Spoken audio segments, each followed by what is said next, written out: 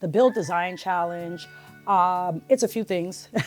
One, it's a super dynamic digital platform at builduniversity.org that is really great to explore. But also, it's about 10 hours of immersive curriculum for your students that helps students solve a problem. And so they go online, they choose a client, they get to go into this client's world, right? They have this 360 world, and they listen to all these interviews, and they take notes on this client, and then they kind of define a problem that this client is having. And then they come up with some ideas around some possible solutions. And then they prototype one of those solutions, and then they test them, and then they put together a presentation. And they go from students who are like, how could I solve someone's problems, to like, this is their problem that they might not have even known they had, right? Like, so it's so cool because they zoom so deep into these individuals' lives. And you hear them having these really great discussions and debates about what's truly the problem. And then they come up with like a slew of solutions and ideas, and then they whittle it down to something really great.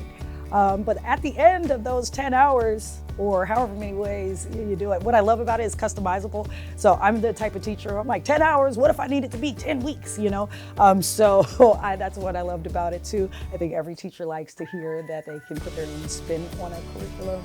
And that's a really great plus for the design challenge. And also though, there have been times in my teaching career where it's like, I hope I don't have to do too much to this. I don't want to put spin on this. I need to use this at a time in the year where students can be a little bit more self-guided. Well, that's the other part about the wonderful dynamic platform, is that most of the instruction is on the platform itself.